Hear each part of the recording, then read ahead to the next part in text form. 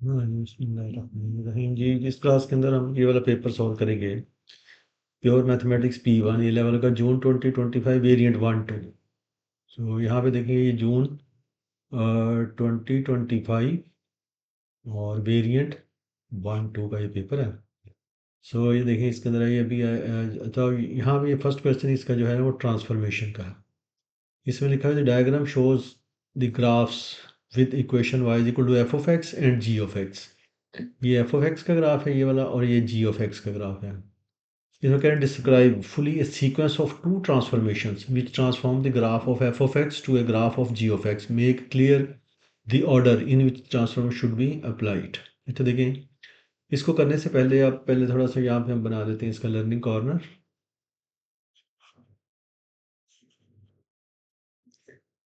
Learning corner यहाँ देखिए, जो आपके सिलेबस के अंदर ट्रांसफॉर्मेशन है वो 3 टाइप्स की हैं। Number 1 reflection. Let f of x be कोई फंक्शन है तो देन ये हमारे पास ये हो जाएगा, अगर उस पूरे फंक्शन को बाहर नेगेटिव से multiply minus F of x, ये हो जाएगी reflection in x axis.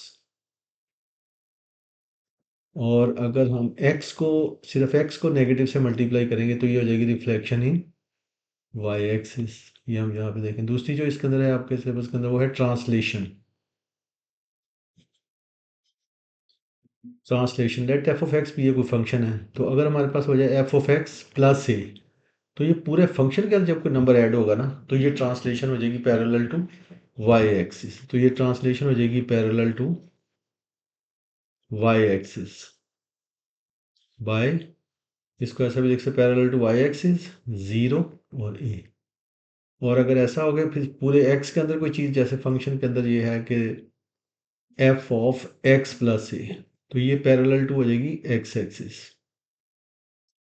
Parallel to x axis by, इसको आप ऐसा लिखें। और यहाँ पे एक्स केस में ऐसा है कि अगर एक्स प्लस ए होगा, जैसे ये एक्स प्लस ए लिखा हो, जैसे एक्स प्लस 2 लिखा हो, तो ये जगह माइनस ए और ये 0 कि एक्स एक्सिस केस में उलट हिसाब है। अगर प्लस होगा तो ये लेफ्ट साइड पे मूव करेगा इस तरह से माइनस ए, और अगर यहाँ पे नेगेटिव होगा तो ये राइट साइड पे मूव करेगा, फिर प्लस यहाँ पे हो जाएगा इस तरह से। और जो थर्ड है इसके अंदर वो है स्ट्रेच। थर्ड ट्रांसफॉर्मेशन जो है आपके सिलेबस के अंदर वो है stretch. Stretch let f of x be a function. अगर पूरा फंक्शन बाहर किसी नंबर से मल्टीप्लाई होता है 2 3 वट एवर, मतलब 4 5 जो भी है, तो देन ये हो जाएगा stretch parallel to y axis by scale factor a. जो भी नंबर इधर बाहर से मल्टीप्लाई इसके मल्टीप्लाई हो रहा है। और सेकंड ये है कि अगर एक्स मल्टीप्लाई होता है किसी से ए एक्स, तो ये हो जाएगा stretch parallel to x axis by scale factor 1/a। इस तरह से ये case axis x axis case में ज़रा उलट हिसाब होता है। अगर यहाँ पे ए होगा तो ये 1/a, ये जब पढ़े हम क्वेश्चन उसमें पढ़ेंगे जाएगा। अब देखेंगे फर्स्ट क्वेश्चन जो है ये ट्रांसफॉर्मेशन का है। अब जो ही हमने इसको देखा तो मुझे नज़र आ रहा है कि ये एक्स एक्सिस के लॉन्ग में जैसे ये इसके 3 बॉक्स हैं यहाँ से, तो जो जो ये जो डायग्राम ट्रांसफॉर्म हो गया, हमने एफ ऑफ एक्स को जी ऑफ एक्स पे लेके जाना है ना, तो जी ऑफ एक्स के भी यहाँ पे 3 बॉक्स ही नज़र आ रहे हैं। इसका मतलब है पैरेलल टू एक्स एक्सिस के अंदर स्ट्रेच नहीं है। लेकिन जब मैं ऐसा देखता हूँ इसके अंदर, ये इसका मैक्सिमम पॉइंट है और ये इसका मिनिमम पॉइंट है। मैक्सिमम और मिनिमम पॉइंट के दरमियान कितने बॉक्स हैं? 1 2 एंड 3। और इस तरह ये जिसके ऊपर ये ट्रांसफॉर्म होकर गई है जी ऑफ एक्स के ऊपर, तो इसका जो मैक्सिमम पॉइंट है और इसका ये मिनिमम पॉइंट है, इसके दरमियान कितने बॉक्स हैं? ये है 1 2 3 4 5 एंड 6। 6 को अगर इस 3 पे डिवाइड करते हैं, इसके बॉक्स 3 हैं, इसके बॉक्स 6 हैं, 6 डिवाइडेड बाई 3, तो 2 आंसर आता है। इसका मतलब है कि ये स्ट्रेच है parallel to y axis by scale factor 2। तो जैसे उन्होंने यहाँ पे कहा describe fully sequence of two transformation, तो इनमें से 1 तो हो गई stretch, stretch parallel to y axis by scale factor 2। एक तो ये होगा। अच्छा, उसके बाद देखते हैं ये स्केल फैक्टर जब ये स्ट्रेच होके तो कहाँ पे गया। जैसे ये देखेंगे ये वाला पॉइंट है इसके अंदर, इसके जो कोऑर्डिनेट्स हैं वो है 0 एंड 6। इस वाला ये जो वाई इसका पॉइंट, इसके कोऑर्डिनेट्स हैं -2 और 5। और ये जो पॉइंट है इसके कोऑर्डिनेट्स हैं ये 3 और ये वाला 3, ये इसके कोऑर्डिनेट्स हैं 3 और 3। जब stretch parallel to y axis होगा तो वो जो स्केल फैक्टर है जैसे कि इसका 2 है, तो हमने जो वाई कोऑर्डिनेट्स हैं इनको 2 से मल्टीप्लाई करके देखना है कि ये स्ट्रेच मतलब मल्टीप्लाई करेंगे तो हमें पता चलेगा। जैसे देखें कि ये 0 6 है, मैं इस 6 को 2 से मल्टीप्लाई करता हूँ, ये वाला पॉइंट जैसे ये इस तरह से ये 0 और 12 पे चला जाएगा। ये 3 और 3 है, ये वाई कोऑर्डिनेट को जब मैं 2 से मल्टीप्लाई करूंगा तो ये 3 और 6 हो जाएगा, यानी ये वाला पॉइंट, ये चीज़ ये वाला पॉइंट इधर हो जाएगा, 3 और 6 हो जाएगा। ये वाला पॉइंट जो ये वाला ये भी उसी का पैरेलल है, ये भी यहाँ पे आ जाएगा इसके साथ ही। और ये जो पॉइंट है -2 और 5, जब इस वाले 5 को 2 से मल्टीप्लाई करेंगे तो ये 10 हो जाएगा। जैसे कि ये यहाँ पे चला जाएगा -2, बिल्कुल इसी लाइन के ऊपर ही -2 और 10 हो जाएगा इस तरह से, जैसे ये ऐसे। और ये यहाँ पे आ गया और ये इस तरह से ये हो गया, ये स्ट्रेच हो गया ना ये वाली डायग्राम एफ ऑफ एक्स पहले तो ये स्ट्रेच हो गया यहाँ पे गई है। अब ये जो जी ऑफ एक्स में हमने देखना है ये कैसे गई। अब ये देखें ये वाला पॉइंट है इसका 12, ये कितना डाउन आया, ये यहाँ तक ये 12 है और 2 यूनिट और नीचे आया, जैसे ये तो इसका मतलब ये 14 यूनिट डाउन आया ये वाला पॉइंट। और जैसे ये वाला पॉइंट देखें -2 और 10 है, 10 यूनिट ये, जैसे ये वाला देखें 10 और फिर 4 यूनिट और -14, यानी कि 14 यूनिट डाउन आया ना तो -14 लिखें। तो उसके बाद जैसे देखें पहले इसके अंदर स्ट्रेच हुआ बाय स्केल फैक्टर 2 का, फिर उसके बाद ये ट्रांसलेशन हुई है बाय 0 एंड -2 -14। सो ये जगह जैसे ये जगह यहाँ पे लिखेंगे हम ट्रांसलेशन 0 एंड -14, क्योंकि ये ट्रांसलेशन हुई है पैरेलल टू वाई एक्सिस। तो यहाँ से देखें ये पहले इस वाला ये जो कोऑर्डिनेट्स थे इनके ये एक्स वाई कोऑर्डिनेट्स, इनको जो इसका जो स्ट्रेच फैक्टर जो स्केल फैक्टर आया था स्ट्रेच का 2, इनको पहले उससे 2 से मल्टीप्लाई किया। 0 6 वाला 0 12 पे चला गया, -2 और 5 वाला -2 और 10 पे चला गया, 3 और 3 इसके वाई कोऑर्डिनेट को जब 3 से मल्टीप्लाई 3 और 6 हो गया। तो ये वाला इसकी डायग्राम पहले स्ट्रेच होकर ये गई है। फिर उसके बाद ये हमने देखा ये यहाँ पे कैसे है, ये वाला पॉइंट है 12, इसका मतलब 40, ये 12 यहाँ तक और फिर 2 यूनिट और नीचे आया 14, यानी कि -14 हम इसका लिखेंगे। इसी तरह से ये वाला भी अगर 10 वाला देखें तो ये वाला 10 इधर और 4 यूनिट और नीचे 14, ये वाला जैसे ये वाला पॉइंट है 3 और 6, तो यहाँ पे ये 6 और 8 यूनिट और नीचे 14, यानी कि ये 14 यूनिट, ये वाली जो डायग्राम है ये 14 यूनिट डाउन आई है इस तरह। तो ये पैरेलल टू वाई एक्सिस। सो इसका ये ट्रांसलेशन होगी 0 एंड -14। तो इस तरह से ये फर्स्ट क्वेश्चन जैसे 4 मार्क का था, ये लर्निंग कॉर्नर के अंदर इसके ये 3 बता दिए गए हैं। अब ये देखें इसका जो क्वेश्चन नंबर 2 है, find the coordinates of the point of intersection of the curve and the line. ये क्वाड्रेटिक एक इक्वेशन है, तो और ये लाइन है स्ट्रेट लाइन लीनियर इक्वेशन है। तो इनको सॉल्व करने के लिए सब्स्टिट्यूशन मेथड यहाँ पे यूज़ होता है। इधर से लीनियर में से एक्स या वाई की वैल्यू निकाल के इसमें लगा दें। अब देखें अगर मैं ये हमने सोचना है कि कौन सी वैल्यू इधर से निकालें, मैं अगर वाई निकालता हूँ यहाँ पे तो ये आ जाएगा -2x -4। अब मुझे जो वाई है ना यहाँ पे इस इक्वेशन के अंदर दो जगह पे यहाँ पे इसको रिप्लेस कर, इस वाई को दो जगह पे इसको लगाना पड़ेगा। लेकिन अगर मैं इधर से 2x की वैल्यू निकाल लेता हूँ, 2x की वैल्यू यहाँ से हो जाएगी -y एंड -4, ये मुझे सिर्फ एक जगह में यहाँ पे लगानी पड़ी। सो मैं ये वाला इसको ले लेता हूँ, इसको कुछ भी ले सकते हैं वैसे तो, लेकिन ये मैंने ये ले लिया, ये मुझे इजी लग रहा है। इसमें से 2x ले लें, -y एंड -4, सिर्फ एक जगह पे यहाँ पे 2x पे लगाना पड़ेगा। तो यहाँ पे हम इसको लगा देते हैं -y एंड -4, और ये बाहर y है प्लस 5y² इक्वल टू 24 आ गया। अब इसकी ब्रैकेट खोल देंगे, हमारे पास हो जाएगा -y² -4y plus 5y² equal to 24। अब आप इसको स्टैंडर्ड फॉर्म में लिख लें इसको, ये इसमें ये आप करेंगे -y² ये प्लस 5y² करेंगे 4y² -4y -24 इक्वल टू 0। अब मुझे नज़र आ रहा है ये भी 4, ये 4 पे डिवाइड हो जाता है, पूरी इक्वेशन को 4 पे डिवाइड कर देते हैं। ये हो जाएगा हमारे पास y² -y -4 6 था। अब इसकी फैक्टराइजेशन से जैसे 3 और 2 इसके फैक्टर बन जाएंगे, इसको हम ऐसा कर सकते हैं y² -3y plus 2y -6 equal to 0। इनमें से y कॉमन ले लें, ये आ जाएगा हमारे पास y -3, इसमें से 2 कॉमन ले लें, ये भी हो जाएगा y -3 इक्वल टू 0। सो ये हमारे पास हो गया y -3 and y plus 2 equal to 0। So इधर y -3 equal to 0, y -3 equal to 0 और y plus 2 equal to 0। So we get y equal to 3 आ गया हमारे पास। इसको रखेंगे y plus two equal to zero, so we get y is equal to -2 आ गया। अब क्योंकि यहाँ पे कहा गया फाइंड द कोऑर्डिनेट्स, जब कोऑर्डिनेट्स का हो तो दोनों हमने फाइंड करने। हम देखिए पहला हमने y की वैल्यू फाइंड किया 3, जब यहाँ पे 3 लगाएंगे तो -3 एंड -7/2, सो x का कोऑर्डिनेट आ जाएगा यहाँ से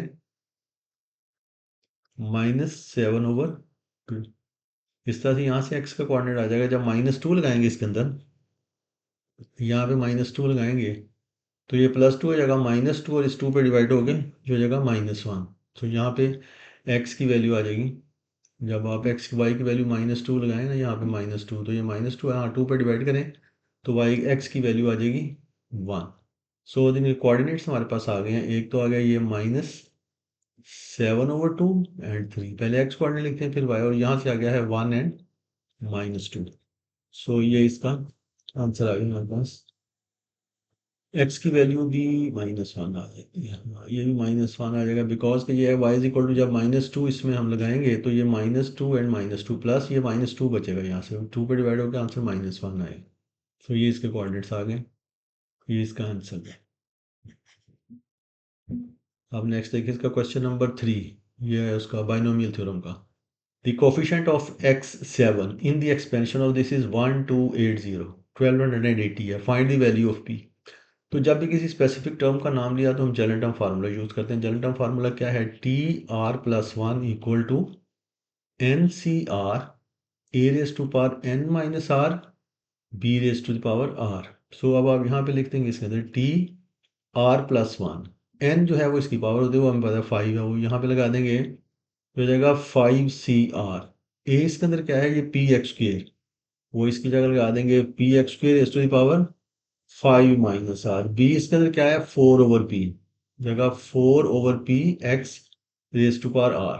अब हमने डिसाइड करना है r क्या होगा। तो वो कैसे डिसाइड होगा, जब तक कि x कंबाइन नहीं होगी तब तक ये हो नहीं सकता। इस वाले और इस वाले x को कंबाइन करना पड़ेगा। वो कैसे करेंगे, इसकी ब्रैकेट को खोलना पड़ेगा पहले में। 5CR हो गया p raise to the power 5 - r x raise to the power 10 - 2r, जैसे हो जाएगा 4/p raise to power r, x इसमें से अलग करना है ना, x raise to the power r हो गया। अब ये वाला x और ये वाला x को हमने कंबाइन करना है। When bases are same, indices में आपने रूल पढ़ा हुआ है, when bases are same powers are added, so this will be equal to 5CR। यहाँ से हमारे पास हो जाएगा p raise to the power 5 - r, 5 - r और 4/p raise to power r। जब इनको कंबाइन करेंगे basis, when bases are same powers are added, ये हो जाएगा x is to the power, ये 10 - 2r है, प्लस r करेंगे तो ये रह जाएगा 10 - r। सो ये हमारे पास हो गया है TR+1। अब देखिए क्वेश्चन में ये है द कोफिशिएंट ऑफ x7, तो हम ये चाहते हैं कि यहाँ से हम ये हमने सोचना है कि व्हाट शुड बी r, कि we get x is to power 7। तो ये क्लियर नज़र आ रहा है कि अगर r 3 होगा तो x की पावर 7 आएगी। सो हम यहाँ पे अंदर लगा देते हैं r की पावर 3, देखिए जैसे कि फोर्थ टर्म यहाँ पे हो जाएगी। तो r की वैल्यू जब 3 लगाएंगे हो जाएगा 5C3 p raise to the power, जब इधर 3 लगाएंगे तो ये p² हो गया, जब इधर 3 लगाएंगे r की जगह तो ये हो जाएगा 4 की पावर भी 3 जो कि 64 ओवर, यहाँ से हमारे पास आ जाएगा p की r की पावर 3 लगाएंगे 64 हो गया, यहाँ पे लगाएंगे p की पावर भी 3 आ गया हमारे पास यहाँ पे, और यहाँ पे हमारे पास हो जाएगा x raise to the power, जब इधर 3 लगाएंगे तो x raise to the power 7 हो गया। सो ये इसका कोफिशिएंट आ गया। अब 5C3 कैलकुलेटर से सॉल्व करें तो ये 10 आ जाता है। 10 को जब इससे मल्टीप्लाई करेंगे तो ये हमारे पास हो जाएगा T4 इक्वल टू 640/p, ये वाला p² इससे कट कर ये p हो गया, हो जाएगा x raise to the power 7। So coefficient of x7 आ गया हमारे पास 640/p। So coefficient of x7 जो है उन्होंने यहाँ पे हमें उससे उधर दिया हुआ coefficient of x raise to the power 7 is equal to, यहाँ पे उन्होंने दिया हुआ coefficient of x raise to the power 7 is ये 1280, वो यहाँ पे लगा दें 1280 ये है। तो यहाँ से देखेंगे कोफिशिएंट ऑफ x² ये हमारे पास आ गए 640/p इक्वल टू 1280। तो ये वाला जीरो इस वाले जीरो से कट जाए, p इक्वल टू इस क्रॉस मल्टी p को इधर ले जाएं 64/128 ऐसा कर दें। सो p इज इक्वल टू 1/2। ये इसका आंसर हमारे पास आ गया इस तरह। तो इस तरह से ये वाला क्वेश्चन ये कंप्लीट हो। अब क्वेश्चन नंबर देखें 4 जो है ये है, इसके अंदर ये find a point p is moving along the curve where y is equal to, उसने ये दिया हुआ है विद इक्वेशन ये है, is in such a way that x coordinate of p is increasing at the constant rate of 5 unit per second। ये rate of change का question है। Find the rate at which the y coordinate p is changing when x is equal to the giving your answer in terms of a। अच्छा जी, देखेंगे इसके अंदर उन्होंने दिया हुआ ये है कि the y x coordinates of the p is increasing at the constant rate। इसका मतलब है कि dx over dt is equal to 5 unit पर सेकेंड।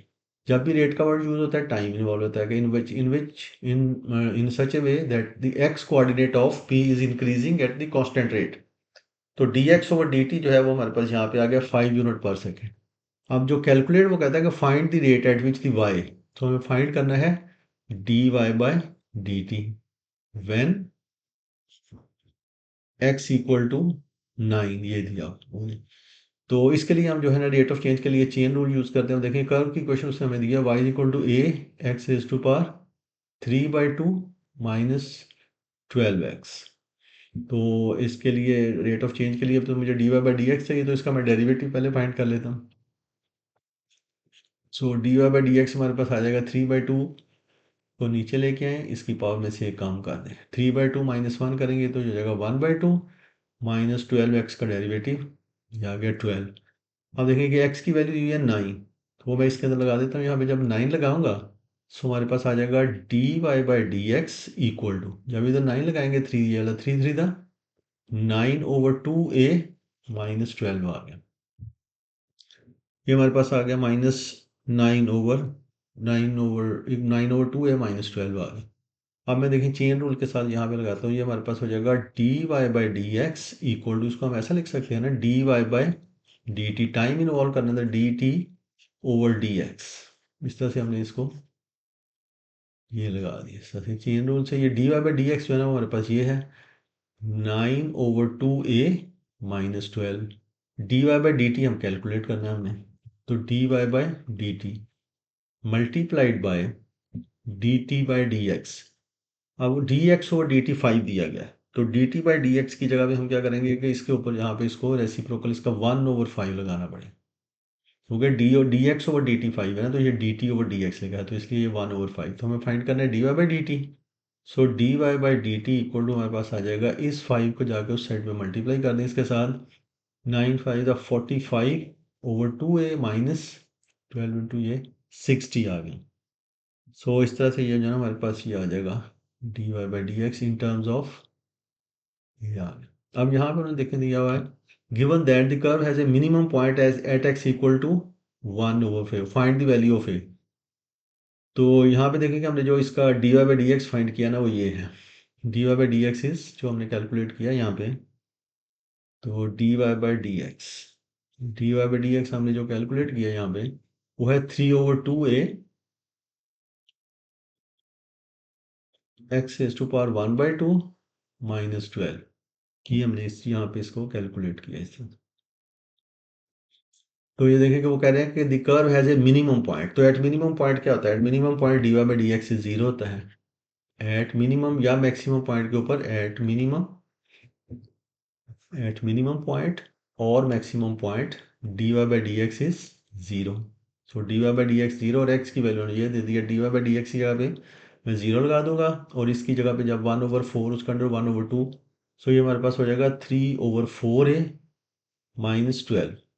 तो इस तरह से हमारे पास आ जाएगा। सो यहाँ से हमारे पास आ गया 3/4a इक्वल टू 12 आ गया।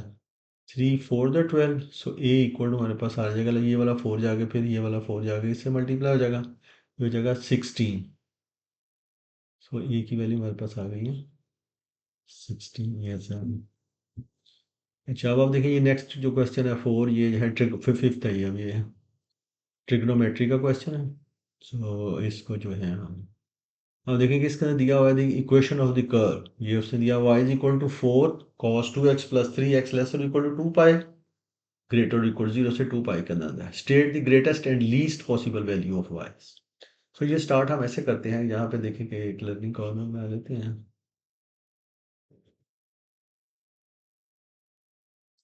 सो ये सब बच्चों ये बताया होगा कि ये जैसे cos x भी है, ये लेस और equal to 1 greater equal to -1, और सिमिलरली sin x भी लेस और equal to 1 greater. sin x की भी और cos x की रेंज सेम होती है। sin x भी greater equal to -1 and less equal to 1। cos x की भी रेंज लेस और इक्वल टू 1 और ग्रेटर इक्वल टू -1। बट जो tan x होता है ना, वो इन्फिनिटी टू इन्फिनिटी होता है। तो इसको यहाँ पे जो भी इस तरह का क्वेश्चन होगा ना, उसको हम स्टार्ट ऐसे करेंगे, cos जो मर्जी हो, cos 2x लेस और इक्वल टू 1 ग्रेटर और इक्वल टू -1। बेशक cos x हो 2x हो जो मर्जी हो, इसको जब देखें ये 4 से मल्टीप्लाई हो रहा है, इस सारे को हम जो है ना 4 से मल्टीप्लाई कर देंगे। जब मैं इसको 4 से मल्टीप्लाई करूंगा, ये -4 लेस और equal to 4 cos 2x less और इक्वल टू 4। तो उसके बाद देखिए इसका जो 3 ऐड हो रहा है, इन सारों में 3 ऐड कर दें। इसमें जब 3 ऐड करेंगे ये -1 हो जाएगा, लेस और इक्वल टू 4 cos 2x, इसमें भी 3 ऐड कर दें, लेस और इक्वल टू इसमें भी 3 ऐड कर दें, ये हो जाएगा 7। सो ग्रेटेस्ट वैल्यू जो है ना इसकी,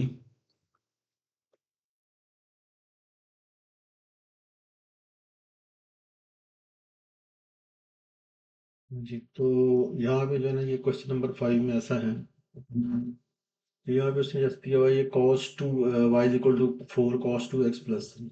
जो लर्निंग आउटकम्स में जैसे कॉर्नर में ये लिखा है कि cos x लेस और equal to 1 greater, sin x की भी रेंज यही होती है, लेस और equal to 1 greater equal to -1, but tan x जो है ना वो minus infinity to infinity. So cos 2x से स्टार्ट करें, जैसे यहाँ से स्टार्ट करेंगे, इसकी ग्रेटेस्ट एंड लीस्ट वैल्यू है cos 2x लेस और इक्वल टू 1 ग्रेटर, ये बाहर 4 से मल्टीप्लाई हो रहा है, इसको भी 4 से मल्टीप्लाई करेंगे, फिर 3 ऐड हो रहा है, इसमें 3 ऐड। सो ग्रेटेस्ट वैल्यू आ गई इसकी, यहाँ पे उन्होंने पूछा हुआ है ग्रेटेस्ट वैल्यू,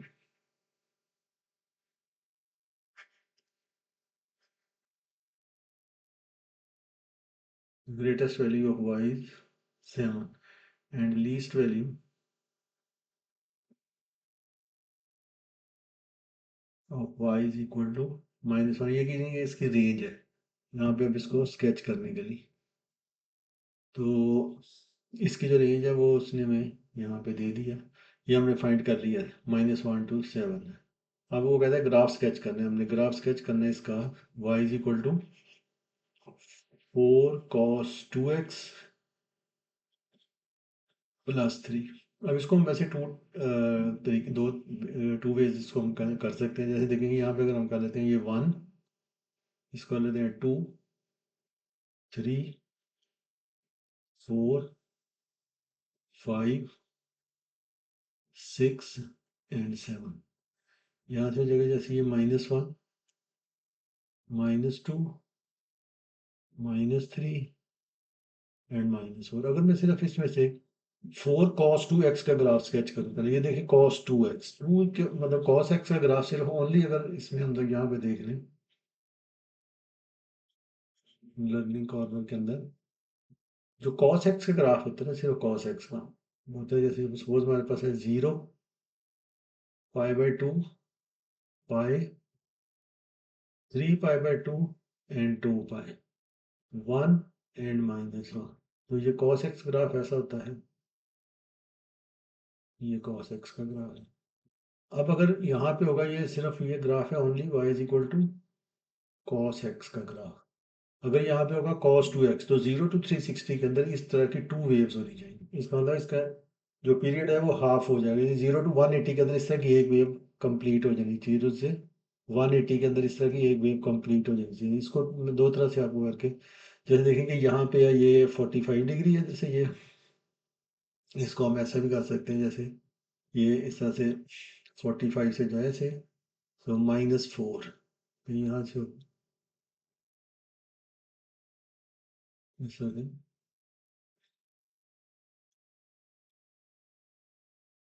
ये इसका ही 180 तक ये वेव हो गई, इस तरह से ये 180 से 360 तक इस तरह से ये 2 वेव्स हो। ये हो गया है y is equal to 4 cos 2x का, +3 करना है तो हर पॉइंट को 302 पर करना है। वो 4 वाला पॉइंट जो है वो 7 पे चला जाएगा, -4 वाला पॉइंट जो है वो -1 पे आ जाएगा। ये वाला 4 वाला पॉइंट यहाँ पे 7 पे चला जाएगा, ये -4 वाला पॉइंट यहाँ पे -1 पे आ जाएगा, और ये वाला पॉइंट भी 4 वाला पॉइंट यहाँ पे 3 यूनिट ऊपर जाके 7 पे चला जाएगा। तो ये ग्राफ इस तरह से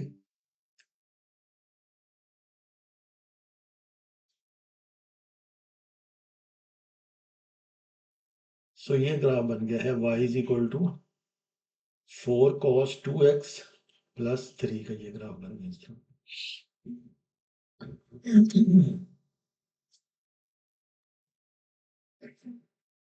ये 4 cos 2x प्लस 3 का ग्राफ इस तरह से ये हमने इस तरह से बना दिया। तो इसको ऐसे भी कर सकते हैं, या इसका एक और भी है मेथड कि y इज इक्वल टू इस यहाँ पे ऐसे करके लाइन लगा लें और उसके साथ इस ग्राफ को हम स्केच कर सकते हैं।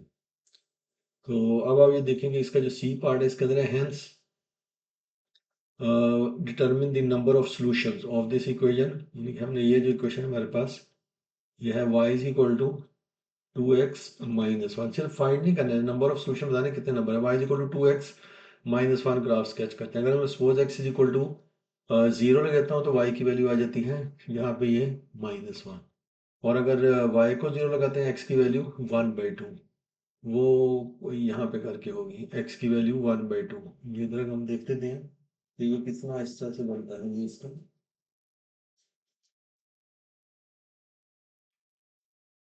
y इज इक्वल टू ये जगह जैसे कि π/4, ये 0.π/4, ये 0 पॉइंट बनता है 7, 0.8। तो ये ये अगर y को 0 लगाते हैं x की वैल्यू 0.5, वो यहाँ पे करके कहीं होगी। तो अगर हम इसको ये वाली लाइन, ये 2 पॉइंट्स काफ़ी होते हैं एक स्ट्रेट लाइन लगाने के लिए, अगर हम ये लाइन लगाते हैं इस तरह तो ये लाइन ऐसे लगानी है। अब ये देखेंगे ये लाइन जो है वो इस कर्व को कितनी जगह पे टच कर रही है, 2 जगह पे, एक 1 3 जगह पे, सॉरी 1 2 एंड 3। ये तो ये इसके 3 सॉल्यूशंस हो गए। यहाँ पे हम इस तरह से कहेंगे, उन्होंने सिर्फ इतना पूछा है determine the number of solutions. So number of solution यहाँ पे हो जाएंगे, नंबर ऑफ सॉल्यूशंस हो जाएंगे 3। ये नंबर ऑफ सॉल्यूशन जो है उसके 3 आ गए यहाँ पे। अब नेक्स्ट इसका जो क्वेश्चन है, क्वेश्चन नंबर 6। क्वेश्चन नंबर 6 का ऐसा है, the diagram shows the curve with equation y is equal to this. तो यहाँ पर उसने दिया ये वाली कर्व है, ये वाली कर्व की इक्वेशन है y equal to 9/5x plus 4 whole power 1/2 इस तरह। और ये जो स्ट्रेट लाइन है इसकी उसने ये इक्वेशन दी हुई है y is equal to 6 - 3x, और साथ ये कहा गया थी line and the curve intersect at point which has y coordinate. ये वाला जो पॉइंट है इसका उन्होंने y कोऑर्डिनेट बता दिया है 3। अगर उसने इसका y कोऑर्डिनेट 3 बता दिया, जहाँ पे हम इसके अंदर y की जगह पे 3 लगा के, तो आप इसका जो है वो x कोऑर्डिनेट यहाँ पे y की जगह पे 3 लगाएं तो हम इसका x कोऑर्डिनेट भी फाइंड कर सकते हैं। वो कह रहे हैं find the area of the shaded region, इस शेडेड रीजन का एरिया फाइंड करना है। अब देखिए ये कर्व है, इतना एरिया अगर इसको 2 पार्ट्स में डिवाइड कर देते हैं यहाँ से हम, तो ये वाला एरिया जो है ये कर्व के नीचे और ये ट्राइंगल बने की, बिकॉज कि ये स्ट्रेट लाइन है, ये कर्व तो ऐसे ऊपर से गुजर के इस तरह से जा रही है। तो यहाँ पे ये स्ट्रेट लाइन है, ये 0 हो गया। मैं यहाँ से लेके यहाँ तक एरिया इंटीग्रेशन से फाइंड होगा। ये वाला इसका एरिया जो area under the curve, area enclose between curve and x axis, और ये वाला एरिया जो है ना ट्राइंगल। अब देखिए कि अगर मैं इसके अंदर y की जगह पे 0 लगाता हूँ तो 6, यहाँ पे x की वैल्यू 2 आ रही है, इसके कोऑर्डिनेट जो है वो ये 2 आ गए सर। और ये y इज इक्वल टू 3 है, जब इसके अंदर आप y की जगह पे यहाँ पे उसने y की वैल्यू 3 दी है, तो जब y की जगह पे यहाँ पे 3 लगाएंगे, यहाँ पे y की जगह 3 लगाएं तो x की वैल्यू 1 आ जाएगी सर, हमारे पास ये आ जाएगा 1 यहाँ से। इसका मतलब ये इसकी हाइट होगी 1 और इसकी बेस होगी 2, तो एरिया ऑफ ट्राइंगल जो है वो हम यहाँ से कैलकुलेट कर सकते हैं। तो यहाँ से इस तरह से हमारे पास आ गया। अब आपने ये वाला एरिया फाइंड करना है, तो एरिया फाइंड करने के लिए पहले जो है area under the curve, area in close between curve and x axis का फार्मूला क्या होता है, तो ये था फार्मूला,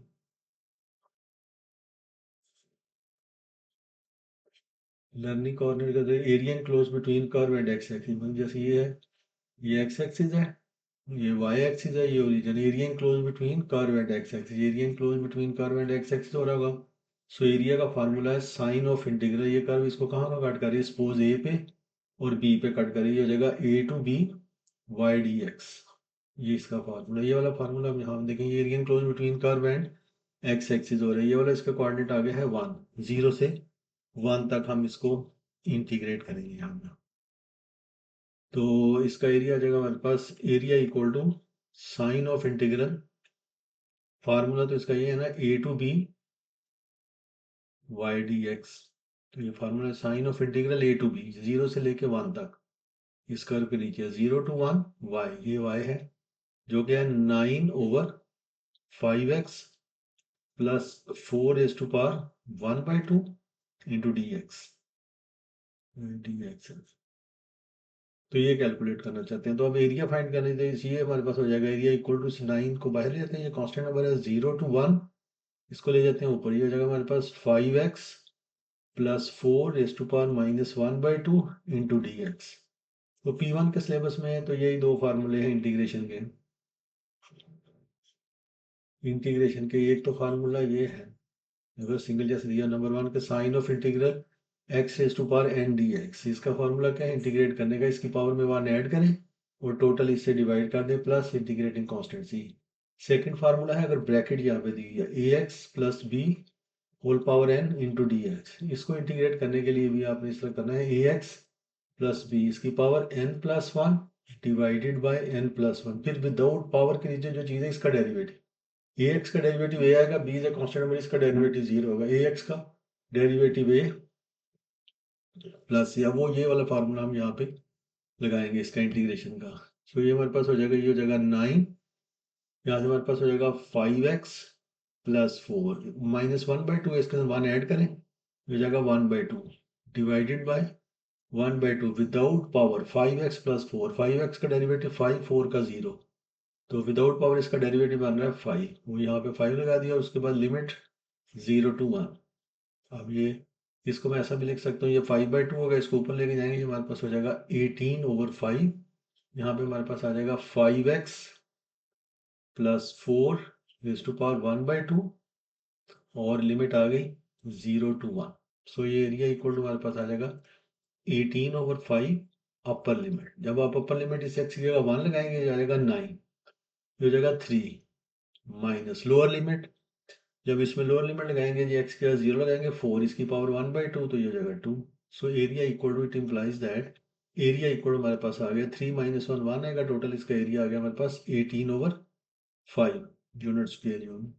उसके बाद ये तो आ गया है इतना एरिया, शेडेड रीजन का इतने वाला एरिया, ये वाला एरिया आ गया। अब आपने ये वाला एरिया फाइंड करना है, तो ये ट्राइंगल मान लीजिए, ट्राइंगल का ये देखिए, ये इसकी टोटल, ये इसकी जो बेस है 1 से लेके 2 तक, ये हो गई 1, और इसकी जो हाइट है, ये इसकी हाइट हो गई है 3। सो इसके अंदर एरिया ऑफ ट्राइंगल का फार्मूला यहाँ पे लगा सकते हैं,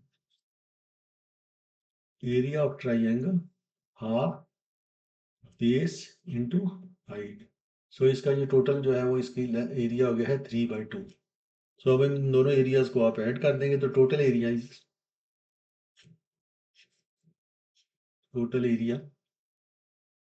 ऑफ शेडेड रीजन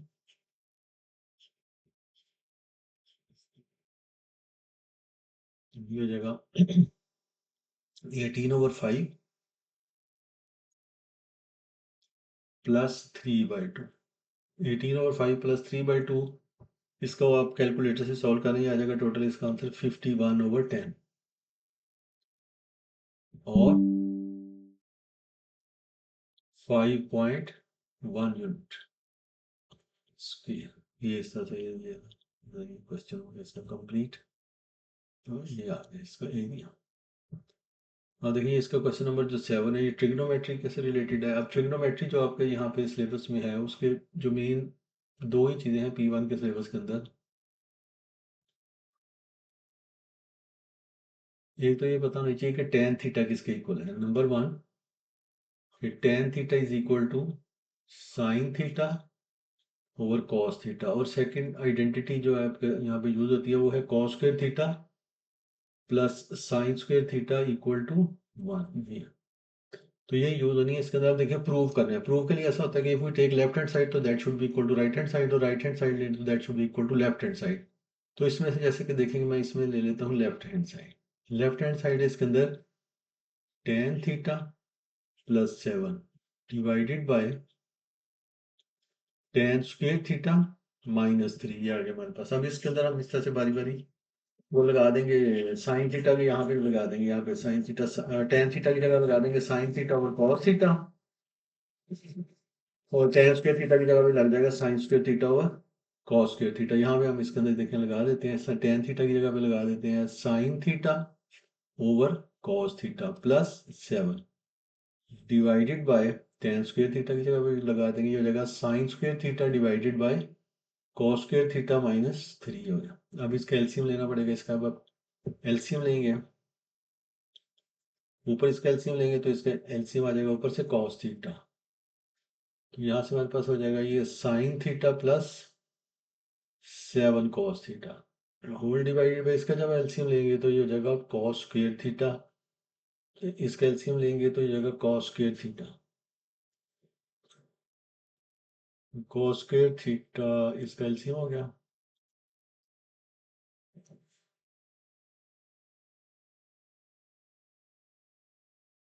जब इसका एलसीएम लेंगे नीचे तो इसका एलसीएम आ जाएगा नीचे कॉस स्क्वेयर थीटा, यहाँ से आ जाएगा हमारे पास sine square theta minus 3 cos square theta.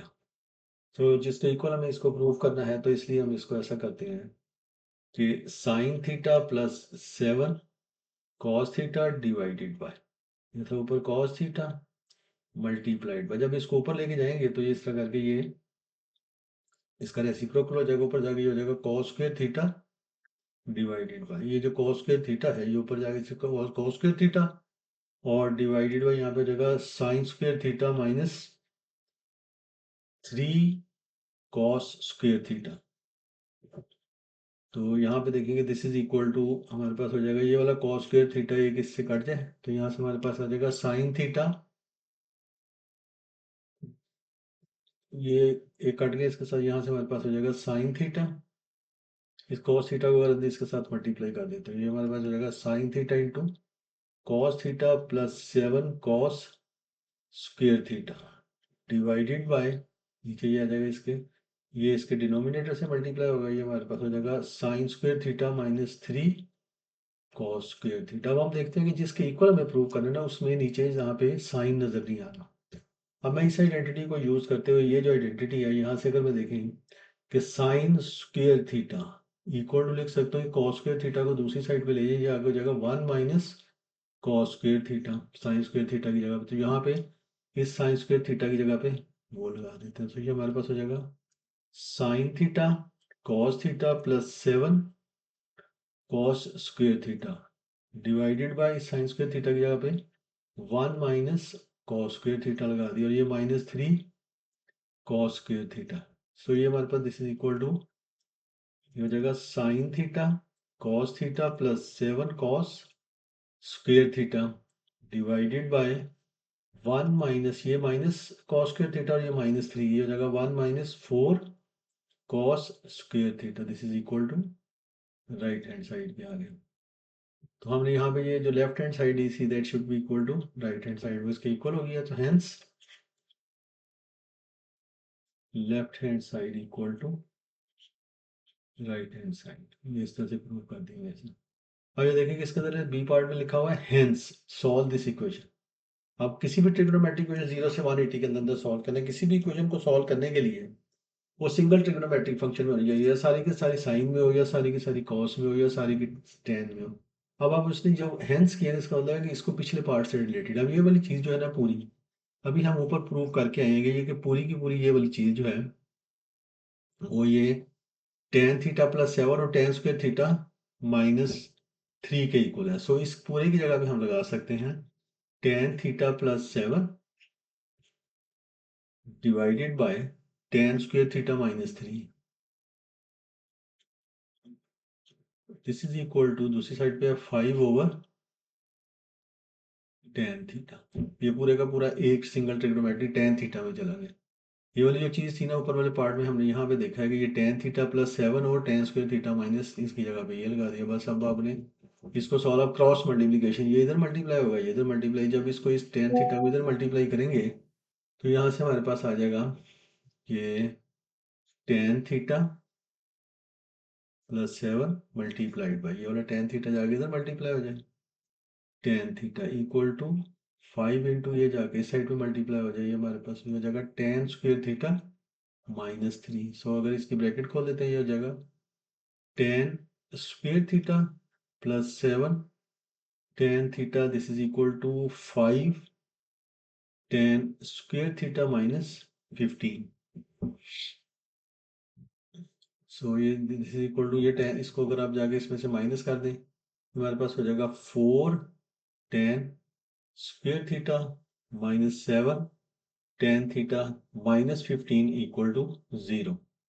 और ये देखिए इसके अब फैक्टराइजेशन, ये क्वाड्रेटिक इक्वेशन बन गया। 15 को 4 से 60, तो इसके बन जाएंगे 12 एंड 5 फैक्टर बन जाएंगे। तो ये हमारे पास हो जाएगा 4 tan square theta -12 tan theta और ये plus 5 tan theta -15 equal to 0। इन दोनों में से 4 टेन थीटा कॉमन आ गया, अंदर आ जाएगा हमारे पास ये टेन थीटा -3 प्लस इसमें से 5 कॉमन आ जाएगा, ये हो जाएगा टेन थीटा -3 इक्वल टू 0। तो यहाँ से हमारे पास हो जाएगा टेन थीटा इक्वल टू 3 और यहाँ से हो जाएगा एक वैल्यू आ जाएगी टेन थीटा इक्वल टू -5/3। इस तरह से ये इसकी टू वैल्यूज है। -5 ओवर ये टेन थीटा, ये 5/4 आएगा, 5/4 आ जाएगा।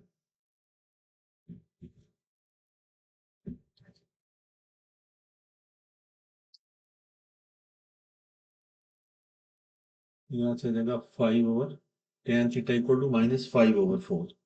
अब आप देखेंगे यहाँ पे इसको सॉल्व करना है, 0 टू रेंज है 180। जब ये जो है ये लेंगे तो ये टेन थीटा हमें पता है टेन थीटा इज पॉजिटिव होता है फर्स्ट में और थर्ड क्वाड्रेंट में। जब टेन इनवर्स 3 करेंगे तो ये कैलकुलेटर तो आएगा 71। तो वो एक तो इस क्वाड्रेंट के अंदर आ गया 71.6 डिग्री और एक इधर आता है 71 पॉइंट, सो फर्स्ट एंगल आया 71.6 डिग्री। अगर नेक्स्ट वाला लेंगे तो 180 प्लस वो 251 आएगा, रेंज से वो इंक्रीज कर जाएगा इसलिए। और अब ये टेन है नेगेटिव, तो टेन नेगेटिव होता है इधर और इधर। अब टेन इसको इग्नोर करके 5/4, जब 5/4 करेंगे तो कैलकुलेटर 51 पॉइंट यानी कि वो एंगल है यहाँ पे आ जाएगा 51.3 डिग्री और यहाँ पे आ जाएगा 51.3 डिग्री। जब थीटा इसको करेंगे टेन इनवर्स ऑफ, तो ये 180 माइनस टेन इनवर्स ऑफ 5/4 किया ना हमने पहले, तो ये आ गया 51.3 degree. Tan inverse 1/4 tan inverse tan 5/4, हाँ 51.3 डिग्री आया। तो वो 180 में से ये माइनस कर देंगे तो ये हमारे पास आ जाएगा 180 माइनस 128.765 आ रहा है, 128.7 डिग्री है। सो इसके आंसर आ गया ये थीटा इक्वल टू 71.6 डिग्री, एक आंसर इसका ये आ गया। और दूसरा ये आ गया है थीटा इक्वल टू 128.7 डिग्री, एक आंसर इसका ये इसके आंसर आ गया। इस तरह से ये क्वेश्चन कंप्लीट हो गया। अब देखिए नेक्स्ट क्वेश्चन आ गया है सर्कल के बारे में। तो इसके अंदर ऐसा है कि ये पहला उसने यहाँ पे दिया हुआ है, पहला पार्ट ये है कि वो ये सर्कल है, इसके यहाँ पे ये उसने पॉइंट दिया, इसके ऊपर ए बी सी और सी इसका सेंटर है, ये एक्स एक्सिस ये वाई एक्सिस है। तो सर्कल की क्वेश्चन ये x square plus y square -14x plus 8y plus 36 equal to, देखिए लाइन है y इज इक्वल टू -2, ये वो लाइन है y इज इक्वल टू -2। तो वो पहले कहते हैं intersect the circle at a b c, find a b find करें और सी भी फाइंड करें, यानी कि सर्कल का सेंटर भी फाइंड करें। अब देखिए सर्कल की क्वेश्चन जो है ना वो ये है हमारे पास x square plus y square -14x plus 8y plus 36 equal to 0 और लाइन की क्वेश्चन है -2।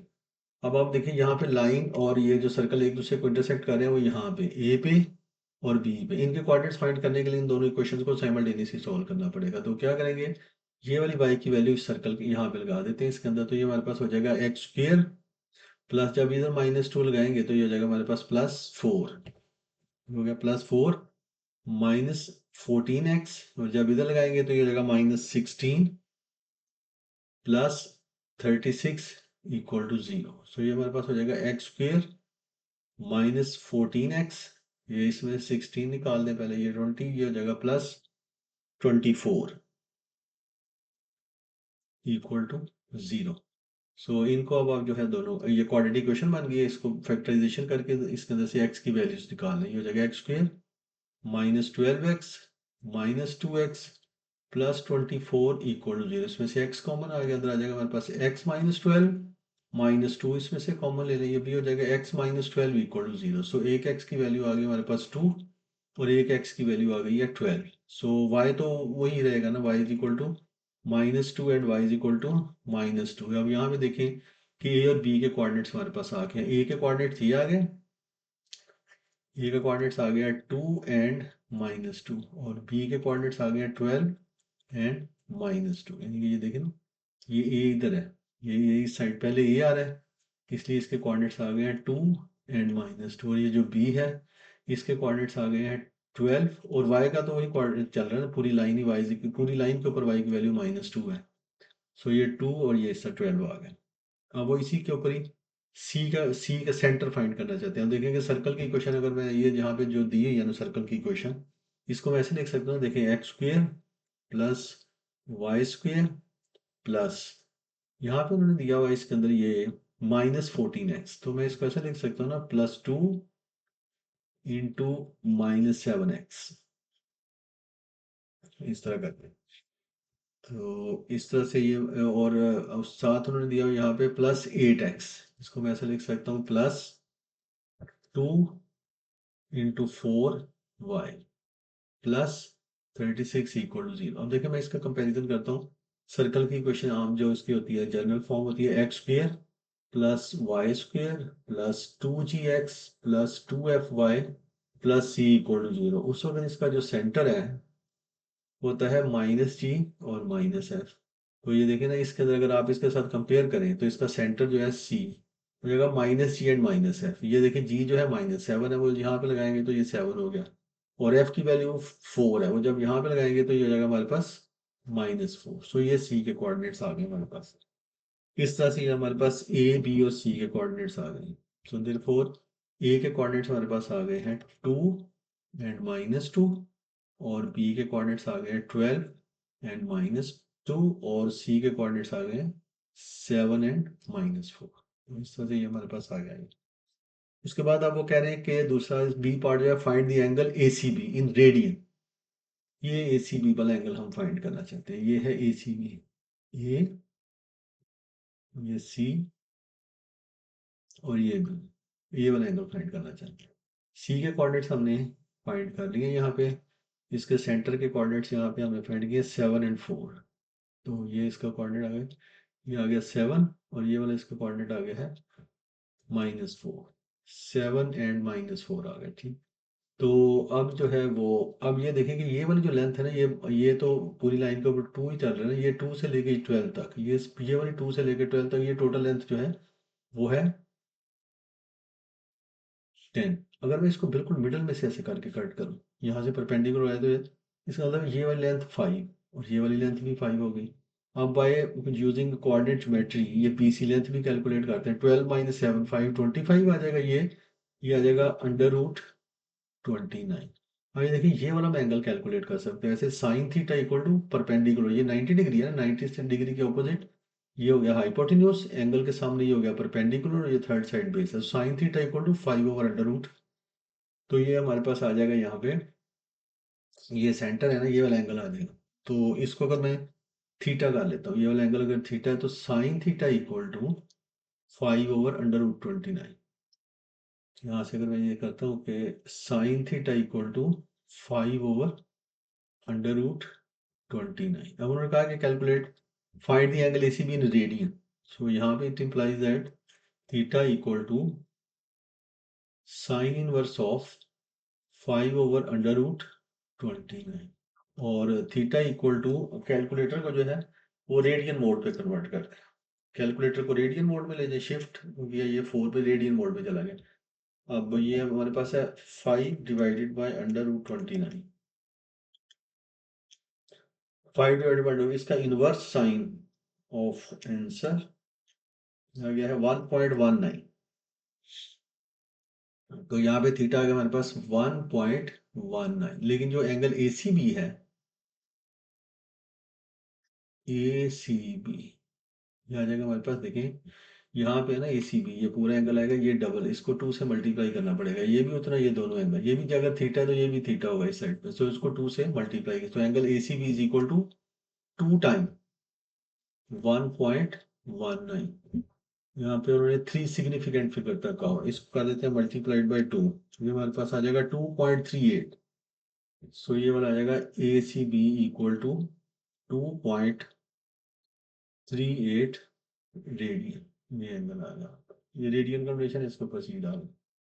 अब आगे उन्होंने कहा the chord a b divide the circle into 2 segments, segment में उसको डिवाइड कर देती है, 2 सेगमेंट में ये इसको डिवाइड कर देती है। अब वो कहते हैं कि इसका एरिया फाइंड। ये जब ये वाली लाइन लगाई है ना ए बी, वो कहता है ये जो लाइन है ना सर्कल को 2 सेगमेंट में डिवाइड कर देती है। सेगमेंट में और सेक्टर में क्या फर्क होता है? ये सेगमेंट है ना, जैसे देखेंगे ये सर्कल था, ये लाइन लगाई है ए बी, इसने इसको 2 सेगमेंट्स, ये माइनर सेगमेंट हो गया, ये मेजर सेगमेंट हो गया। तो वो कह रहे हैं कि इसको इसका फाइंड करें, area find the area of the larger segment, बड़े सेगमेंट का एरिया फाइंड करना है। तो ये वाला जो है, ये वाला हमने एंगल फाइंड कर लिया है। तो और ये वाला जो इसका रेडियस भी फाइंड कर लिया, √29, ये वाला एंगल है 2.38 रेडियन। तो क्या करेंगे कि इस वाले सेक्टर का एरिया फाइंड करेंगे, इस वाले सेक्टर का एरिया फाइंड करेंगे, और इस ट्राइंगल का एरिया फाइंड करके इनको प्लस कर देंगे। सो इस तरह से हमारे पास एरिया ऑफ ये इस लार्जर सेगमेंट का आ जाएगा। तो पहले हम फाइंड कर लेते हैं area of triangle a c b, ये सर ऐसे a c b, area of triangle a c b is equal to 1/2 √29 multiplied by √29 multiplied by sine of 2.38 radian. ये वाला जो है वो हमने इस तरह से एरिया ऑफ ट्राइंगल फाइंड करें बाय यूजिंग कैलकुलेटर यूज करेंगे, तो ये इसका आंसर आ जाएगा 10.006। ये आ गया। तो ये एरिया ऑफ इस ट्राइंगल का आ गया। उसके बाद हमने फाइंड करना है एरिया ऑफ सेक्टर। तो एरिया ऑफ सेक्टर जो है ना, वो उसका फार्मूला क्या होता है, 1/2 r² थीटा, हो जाएगा 1/2 r² थीटा, जो हो जाएगा 1/2 r की, ये √29 r है ना, इसका √29 r² मल्टीप्लाइड बाय थीटा। तो इसको 2 पाई में से ये माइनस कर देते हैं,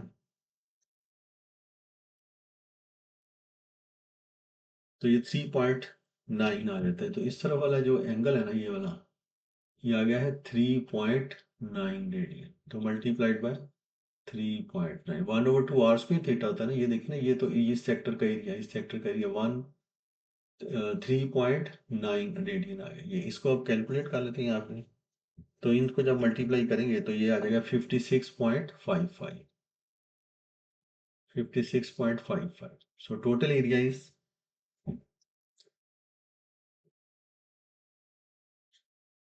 टोटल एरिया, तो ये हमारे पास हो जाएगा 10.01 प्लस कर दें इसको 56.55। सो इस तरह से हमारे पास आ जाएगा एरिया ऑफ, उन्होंने कहा हुआ area of larger segment, area of larger segment, इन दोनों को ऐड कर दिया जाएगा 66.6। तो यूनिट वगैरह इसके यहाँ पे नहीं बताए गए, अगर बताया होगा सेंटीमीटर होता है तो सेंटीमीटर स्क्वायर, तो कर देते जो भी है इसके यूनिट है उसका यूनिट्स की है। ये आ गया ऐसे इसके।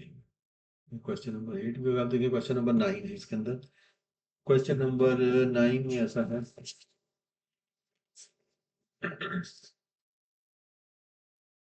क्वेश्चन नंबर 9 में ये उसने इक्वेशन दिया, इसका डबल डेरिवेटिव यहाँ पे दिया हुआ है। It is given that the curve has a stationary point at this, find the expression for dy/dx। अब देखेंगे डबल डेरिवेटिव है, डबल डेरिवेटिव से इसको खत्म करने के लिए एक दफ़ा इंटीग्रेट करेंगे तो सिंगल डेरिवेटिव आ जाएगा, इसलिए वो कह रहे हैं ये फाइंड करें सिंगल डेरिवेटिव। तो डबल डेरिवेटिव जो उन्होंने हमें दिया हुआ है वो है d square y by d x square equal to -24 over x cube. दोनों साइडों को इंटीग्रेट कर दें। जब दोनों साइडों को इंटीग्रेट करेंगे तो डबल डेरिवेटिव था, एक डेरिवेटिव खत्म हो जाएगा, तो एक डेरिवेटिव रह जाएगा d y by d x equal to -24 sign of integral x cube into d x हो गया। अब इसको हम इंटीग्रेट कर देते हैं। जब इसको इंटीग्रेट करेंगे तो ये हमारे पास हो जाएगा d y by d x equal to -24 x raise to the power. जब आप इसको करेंगे तो इसकी पावर के अंदर एक ऐड करेंगे -3 में, तो ये हो जाएगा -2 divided by -2 plus c x cube है, इसको ऊपर लेके इसकी पावर -3 और 24 कांस्टेंट नंबर इसको बाहर निकालो। सो यहाँ से हमारे पास ये आ जाएगा d y by d x is equal to,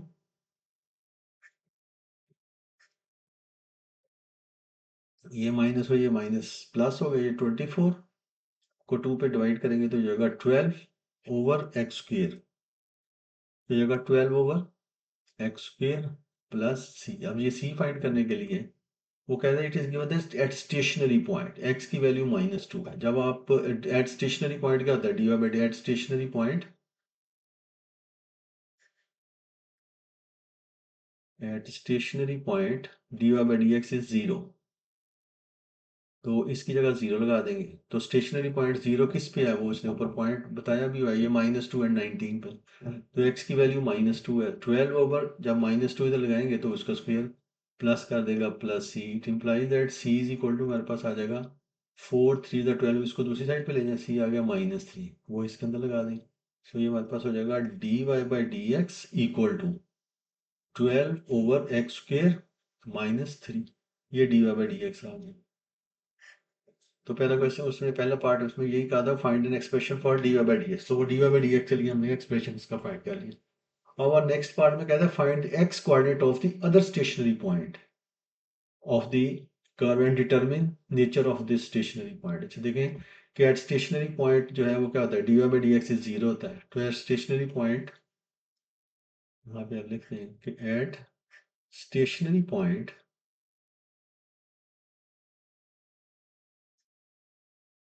eight stationary point d y by d x is equal to 0।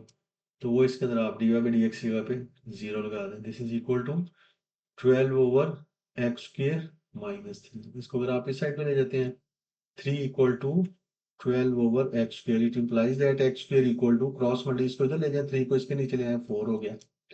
So x की वैल्यूज हमारे पास 2 आ गई, x is equal two plus -2। अब जो -2 वाली वैल्यू है उसने ऑलरेडी पहले ही दी हुई है, ये -2। तो दूसरी अदर जो एक्स की दूसरी जो वैल्यू आ गई, अदर वैल्यू वो आ गई, एक्स इज इक्वल टू 2 आ गई। सो यहाँ पे एक्स इज इक्वल टू 2 आ गई, the other stationary value is 2। तो अदर अदर यहाँ पे उसने कहा था x coordinate of the other stationary, तो अदर स्टेशनरी जो पॉइंट है,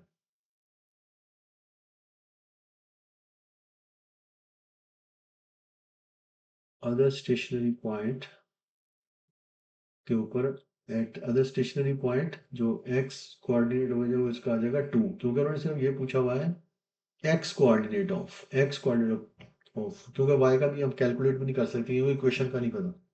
eight other other stationary point जो है ना वो दूसरा, क्योंकि -2 वाला उसने ऑलरेडी पहले ही दिया हुआ है। जैसे ये देखेंगे यहाँ पे उसने कहा हुआ है कि द कर्व है the stationary point at -2 and 19, वो -2 पे उसका स्टेशनरी पॉइंट है। तो ये दूसरा जो है ना, ये दूसरा इसलिए +-2 है, तो इसलिए x इज इक्वल टू 2 होगा। अब वो कह रहा है कि इसकी नेचर भी बताएं कैसा होगा। अब डबल डेरिवेटिव उसने दी, ये दिया हुआ है, एक्स की जगह पे अगर 2 लगा दें तो हमारे पास ये डबल डेरिवेटिव देखें क्या आ जाता है। उसने दिया हुआ है d square y by d x square equal to 24 over x cube है, 24 ओवर एक्स क्यूब है। तो जब ये उसके अंदर लगाएंगे तो ये जगह हमारे पास -24/2 का क्यूब आ जाएगा 8, और this is equal to -3 less than 0। सो x is equal to 2, the curve is या function is maximum।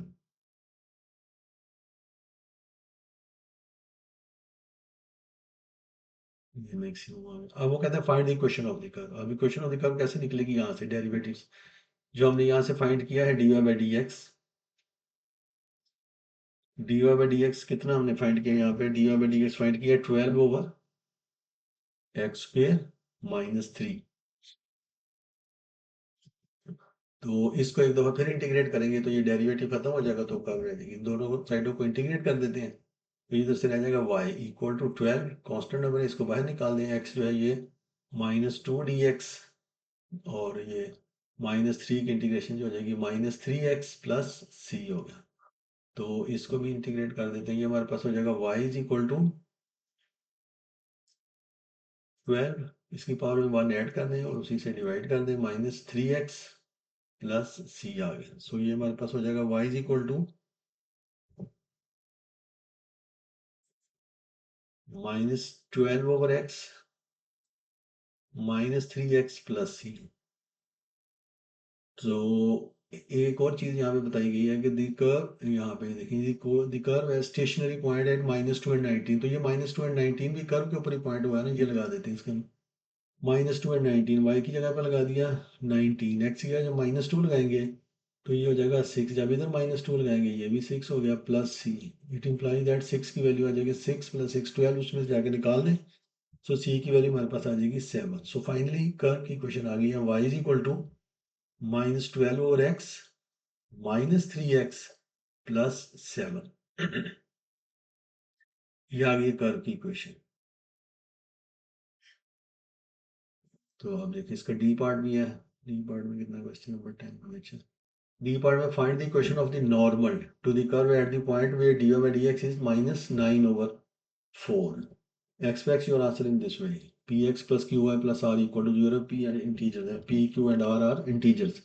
तो यहाँ पे dy/dx इज -9/4 है ना, वहां पे हमने इक्वेशन ऑफ नॉर्मल फाइंड करनी है। तो जहाँ पे dy/dx -9/4 है, तो dy/dx यहाँ पे हमने ये फाइंड किया है, तो इसकी जगह पे लगा देते हैं -9/4।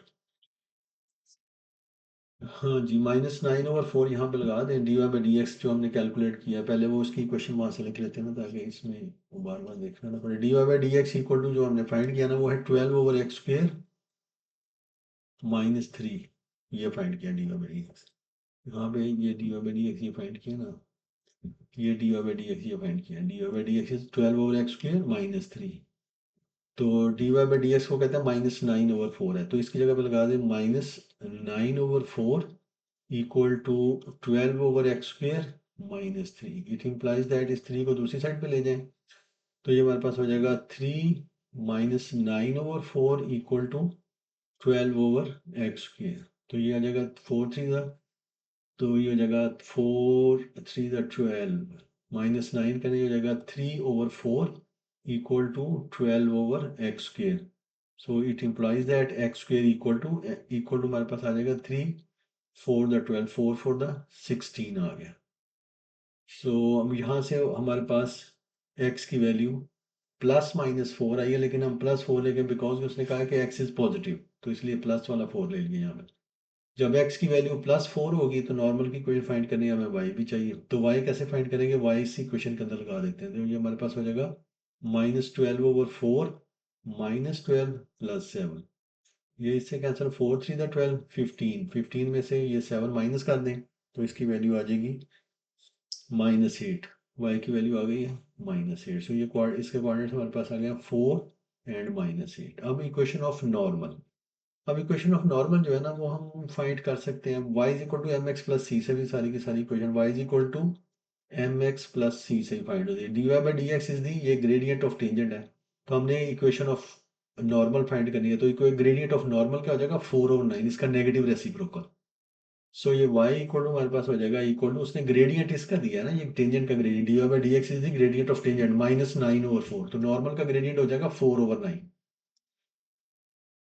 प्लस सी। अब ये सी फाइंड करने के लिए ये पॉइंट हमें पता चल गया, y की जगह लगाएंगे -8, x की जगह लगाएंगे यहाँ पे 4, तो ये जगह 16/9 plus c. It implies that c equal to हमारे पास आ जाएगा -8 -16/9। So c is equal to 9 8 72 में 6 7 2 8 एंड माइनस ये हो जाएगा 88/9 आ जाएगी। सी की वैल्यू आ गई है -88/9, तो वो इसमें लगा देते हैं हम यहाँ पे। सो ये y इक्वल टू हमारे पास हो जाएगा 4/9x -88/9। 9। अब जिस फॉर्म में लिखना है इस पूरी इक्वेशन को मैं 9 से मल्टीप्लाई कर देता हूँ, ये हो जाएगा 9y equal to 4x minus 88। तो इट इम्प्लाइज दैट उन्होंने कहा हुआ है कि इसमें इस फॉर्म में लिखना है हमने ये p x plus q y. तो इसको साइड पे ले जाते हैं, इसको मैं ऐसे लिख सकता हूँ, हो जाएगा 4x, इसको दूसरी साइड पे ले जाएं, minus 9y minus 88 equal to 0। So ये आ गई हमारे पास नॉर्मल की इक्वेशन है। तो ये क्वेश्चन यहाँ पे ये कंप्लीट हो गया। अब नेक्स्ट वन देखिए, ये क्वेश्चन नंबर जो इसका 10 है, ये है एपीजीपी से रिलेटेड है। पहला पार्ट इसका, the first second and third term of an arithmetic progression are this and this where k is a non zero constant, find the value of k. अब देखेंगे ये उसने दिया है कि पहली टर्म है इसकी 4k, दूसरी टर्म है इसकी के स्क्वेयर और थर्ड टर्म है इसकी 8k। ये उसने कहा first are the three first second and third term of the progression है respectively where k is non zero constant. अब ये क्योंकि अरिथमेटिक प्रोग्रेशन है, अरिथमेटिक प्रोग्रेशन की क्या प्रॉपर्टी होती है कि इसमें से कॉमन डिफरेंस रूट सेम रहता है। अगर मैं k square minus 4k this will be equal to 8k minus k square, this इसमें से ये माइनस करें या इसमें से ये माइनस करें, ये थ्रू आउट सेम रहना चाहिए। तो ये हो गया के स्क्वेयर। इसको इस साइड में ले आता हूँ तो ये जगह 2k square minus 12k equal to 0। इसमें से 2k कॉमन ले लें, अंदर आ जाएगा k माइनस 6 इक्वल टू 0। एक तो k इक्वल टू 0 आ जाएगा और एक k की वैल्यू 6 आ जाएगी। सो हम के इज इक्वल टू जो है वो 6 लेंगे बिकॉज उन्होंने कहा नॉन जीरो, इधर से तो के की वैल्यू 0 आ रही है ना, सो के इज इक्वल टू 6 ओनली। ये क्योंकि एक के की वैल्यू 0 आएगी एक 6 आएगी, लेकिन कहा है k is a non zero constant, so इसलिए ये पॉजिटिव होगा। वो कहता है find the sum of the first 20 terms of the progression. अब देखिए इसकी फर्स्ट टर्म है 4k, के की वैल्यू 6 आई है अगर, तो इसकी फर्स्ट टर्म उसकी जगह लगाएंगे तो ये हो जाएगा 24। और दूसरी टर्म है जैसे ये इसके अंदर के स्क्वेयर 6 को के करेंगे तो ये 36 हो जाएगा। और थर्ड टर्म जो है वो इसकी नजर लगाएंगे तो 48 हो गया, ये हो गया। सो फर्स्ट टर्म इसके अंदर एक इसका कितना आ गया 12 और कॉमन डिफरेंस इसके अंदर कितना आ गया है 12 का। और नंबर ऑफ एन कितने टर्म्स का सम कैलकुलेट करना है 20 का। सो n20 जो है, या पहले फार्मूला लिख लेते हैं एस एन का फार्मूला क्या है अर्थमेटिक का, n over 2 into 2a plus n minus 1 into d. So s twenty n की जगह पे 20 लगा दीजिए, जगह 20/2 into 2a, first term is 12 plus 20 minus 1 19 और कॉमन डिफरेंस कितने का 12 का। तो इस एस 20 को अगर आप कैलकुलेट कर लेते हैं तो ये हमारे पास आ जाएगा s 20 this is equal to, इसको 2 पे डिवाइड कर दें 10 हो जाएगा, यहाँ पे हो जाएगा यहाँ से फर्स्ट टर्म इसकी सॉरी फर्स्ट टर्म इसकी जो है ना वो ये 24 है, हाँ यहाँ से तो मिस्टेक हो गई।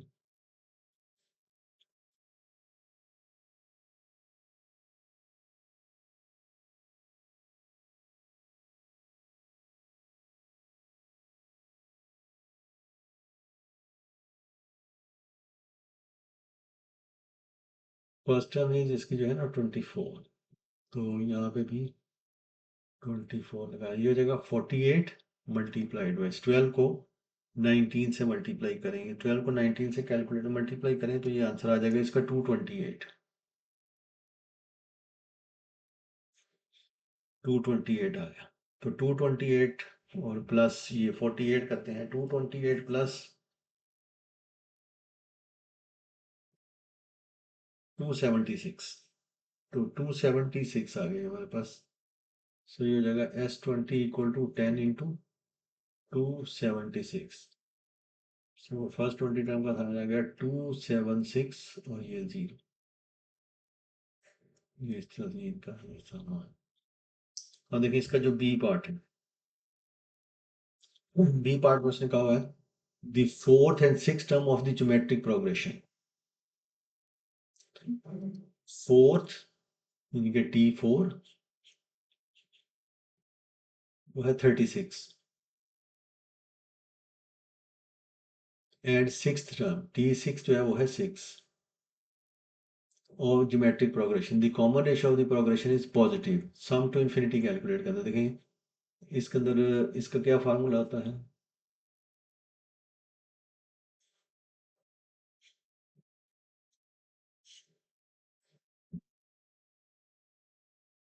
वो तो नहीं है। अब देखिए कि ये इसके अंदर आप इसका फार्मूला है, nth टर्म का फार्मूला है जीपी का, Tn equal to a r s to power n minus one. So ये लगा T4, तो n की जगह पे जब यहाँ पे 4 लगाएंगे तो ये T4 हमारे पास हो जाएगा T4 equal to a r s to power n minus one, यानी कि 4 माइनस वन ये हो गया 3। तो इस तरह से हमारे पास आ गया a r cube equal to T4 दिया हुआ 36, ये हो जाएगा 36। इसी तरह से ये जब T6 करेंगे तो T6 जो है वो हमारे पास हो जाएगा यहाँ से a r s to power 5, और a r s to power 5 जो है वो इक्वल टू हमारे पास आ गया 6। अब इन टू इक्वेशन को साइमल्टेनियसली सॉल्व करके तो हमने कैलकुलेट, क्योंकि वो कहता है find the sum to infinity, तो सम टू इन्फिनिटी का फार्मूला जो है, सम टू इन्फिनिटी का फार्मूला आता है a over one minus r. Formula sheet पे गिवन होता है कॉमन रेशो, इसके और ये उस वक्त होता है when common ratio less than one, इसकी न्यूमेरिकल वैल्यू जो है।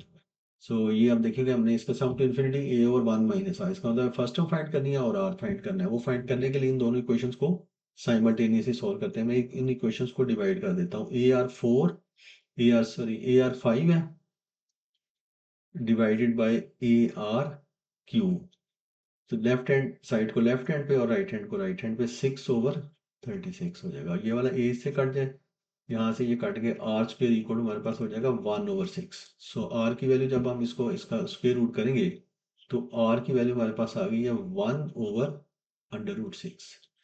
प्लस माइनस आई है ना, लेकिन क्योंकि गिवन ये है कि find positive, the common ratio is positive, इसलिए ये मैंने इसको प्लस ले लिया है, यहाँ प्लस वन ले लिया। ये आ गया हमारे पास आर की वैल्यू 1/6 आ गई। वो इस किसी एक इक्वेशन के अंदर लगा के, तो हम यहाँ पे मैं इसी क्वेश्चन में लगा देता हूँ इसको फाइंड करने के लिए आर की वैल्यू। से ये हमारे पास हो जाएगा ए इंटू 1/√6 का क्यूब इक्वल टू 36। तो 1/a इसका मतलब क्यूब का मतलब है ये कि इसको 3 टाइम मल्टीप्लाई करना है। इसका मतलब हो गया a/√6 multiplied by √6 multiplied by √6 equal to 36 है। सो a इक्वल टू आ जाएगा, ये 2 से 6 बनेगा, वो जाके इससे मल्टीप्लाई हो जाएगा 216, और ये साथ, क्योंकि आंसर अंडर रूट फॉर्म में देना है ना, यहाँ पे ये गिवन है कि आंसर जो है इस फॉर्म में देना है। सो ये हमारे पास ये आ गया। तो अब सम टू इन्फिनिटी कैलकुलेट कर लेते हैं। सम टू इन्फिनिटी जो है उसका फार्मूला है a over one minus are. अब ये आ गया हमारे पास 200, ये आ गया, वो इसकी वैल्यू लगा देते हैं यहाँ पे।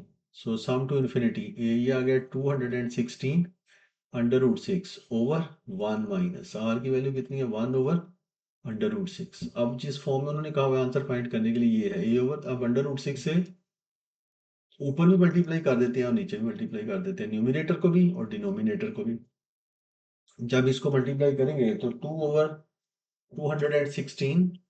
2/216 मल्टीप्लाइड बाय,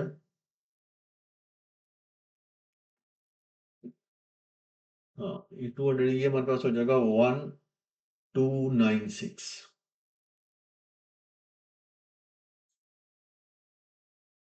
डिवाइड, न्यूमिनेटर को भी मल्टीप्लाइड बाय, इसको भी √6 से मल्टीप्लाई कर दिया, डिनोमिनेटर को भी कर दिया। इसको जब करेंगे तो ये √6 इंटू √6 हो जाएगा, वो इससे मल्टीप्लाई।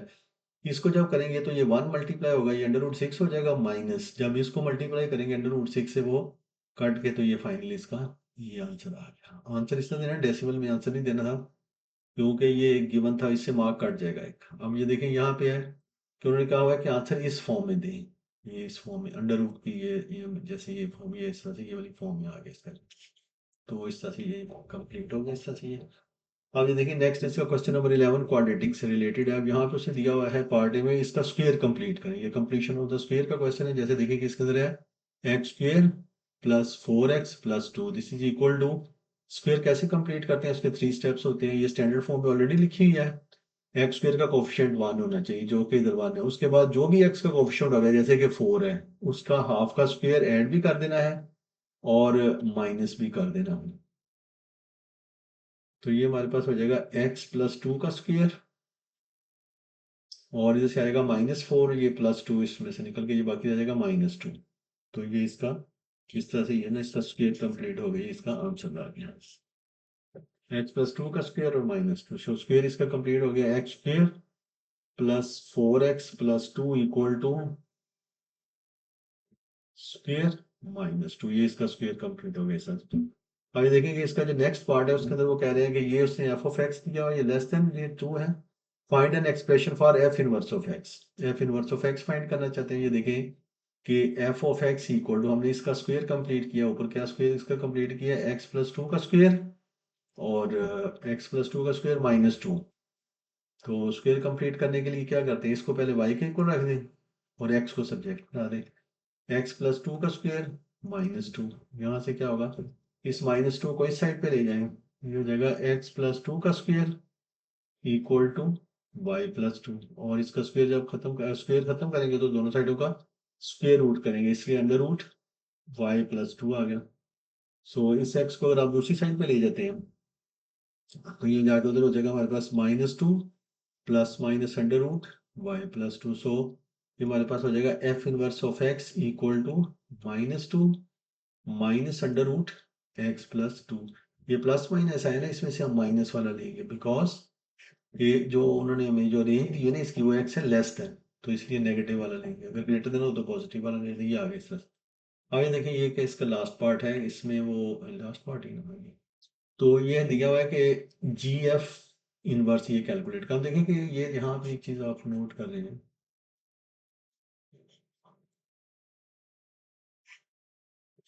कि अगर ये कंपोजिट फंक्शन है ना एफ जी इनवर्स एक्स है, तो जब ये इसका इनवर्स को इसको खोल देते हैं ना तो इसको हम इस तरह से कर देते हैं कि जी इनवर्स और एफ इनवर्स ऑफ एक्स, यानी कि ये जो ये होता है ना इसको ऐसे, जैसे यहाँ पे लिखा हुआ है, इसको दो तरह से हम करते हैं इक्वेशन को। पहले तो जी एफ फाइंड कर लें, फिर जी एफ पूरा composition function, composition of function g और एफ की फाइंड कर लें कंपोजिट फंक्शन, और उसका इनवर्स फाइंड करें। या आप डायरेक्ट भी इसको कर सकते हैं ऐसा कि ये जी एफ ये लिखा हुआ है जैसे g of f inverse of x लिखा हुआ है, आप इसको ऐसे कर सकते हैं कि पहले एफ इनवर्स को पहले फिर जी इनवर्स ऑफ एक्स, ऐसे करके भी कर सकते हैं। और जी इनवर्स ऑफ एक्स जो है वो कैसे, जी ऑफ एक्स उन्होंने ये दिया हुआ है हमें, जी ऑफ एक्स दिया हुआ है माइनस एक्स माइनस फोर। तो इसको देखेंगे यहाँ पे है g of x equal to minus x minus four. इसको अगर हमने subject y is equal to minus x and minus four, x को इस साइड पे ले जाए वाई को इस साइड पे ले आए, तो g inverse of x equal to हमारे पास आ गया माइनस एक्स माइनस फोर। तो वो हम इसके ऊपर इसको दोनों इस तरह से कर देते हैं। तो ये देखिए ये हमारे पास हो जाएगा g of f inverse of x equal to f inverse of, पहले इसके ऊपर जी इनवर्स एक्स लगाएंगे, ये हो जाएगा जैसे माइनस एक्स माइनस फोर। अब इसके ऊपर एफ इनवर्स लगा देते हैं। एफ इनवर्स जो हम यहाँ पे फाइंड ये फाइंड करके हैं minus two minus under root x plus two है। तो ये हमारे पास ये है minus x minus four and plus two. तो ये g f inverse of x, तो ये हमारे पास आ जाएगा g f inverse of x, this is equal to minus two minus under root, हो जाएगा माइनस एक्स माइनस टू। तो इसलिए ये देखेंगे इसके अंदर हमने इसको इस तरह से ये कैलकुलेट कर लिया है। इसकी भी रेंज मतलब आगे तो उसने पूछा नहीं, और इसकी जैसे इसकी जो डोमेन जो है ना ये माइनस टू से कम है, ये जैसे जी इनवर्स ऑफ एक्स हमारे पास ये है। इसको एक और भी तरह से हम कर सकते थे कि पहले जी एफ फाइंड कर लेते हैं पूरा फंक्शन जी एफ, तो फिर उसका इन्वर्स फाइंड कर लेते हैं, इस तरह भी कर सकते हैं। तो अगर ऐसे करना होगा हमने ऑल्टरनेट मेथड इसका,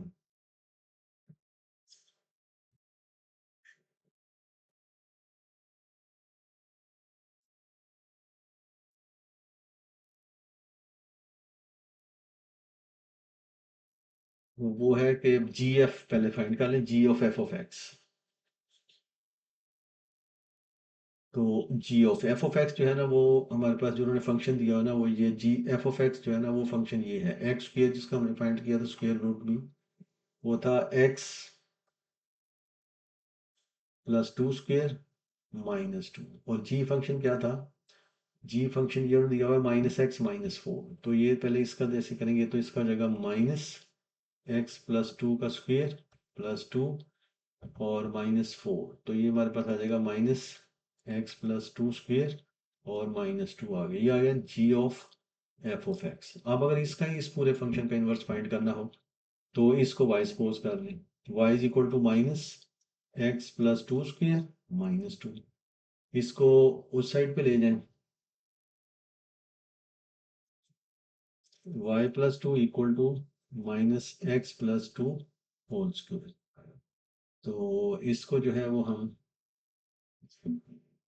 जैसे इसका स्क्वायर कंप्लीट किया ना हमने, g of x+2 whole square -2, f(x) ये है ना यहाँ पे, f(x) पहला पार्ट था ना, हाँ, x+2 होल स्क्वायर और ये -2 मैंने इसकी जगह लगा दिया, और g(x) था वो -x-4, तो इसको जब माइनस किया ठीक हो गया, ये हो गया -2, उसके बाद ये आ गया। अब हमने इसको ऐसे कर दिया x+2 whole square equal to, इस नेगेटिव को दूसरी साइड में मल्टीप्लाई -5 -2। अब इसका ऊपर से आपने x को सब्जेक्ट बनाना है, उसका ऊपर से स्क्वायर खत्म करना पड़ेगा। इसको खत्म करने के लिए इसका प्लस माइनस अंडर रूट -5 -2, और x इक्वल टू यहाँ से हमारे पास आ जाएगा इक्वल टू, इसको दूसरी साइड पे ले जाए -2 प्लस माइनस अंडर रूट -5 -2। अब यहाँ पे देखें कि इसका जब आपने जी, ये आ गया ना हमारे पास, x हो गया ना g of f inverse of x, this is equal to -2 minus under root x-2, ये भी चीज़ वही आ गई हमारे पास।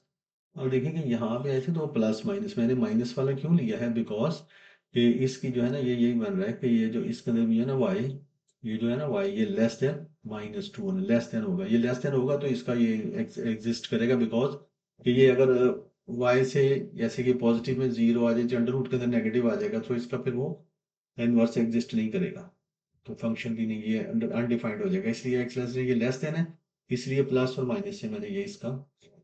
तो यहाँ पे ये वाला पेपर हमारा जो कंप्लीट हो गया है, जून 2025 का ये पेपर जो है ना, ये हमने यहाँ पे कंप्लीट कर लिया, जून 2025 1-2। नेक्स्ट क्लास में नेक्स्ट पेपर करेंगे, तो ये कंप्लीट हो गया।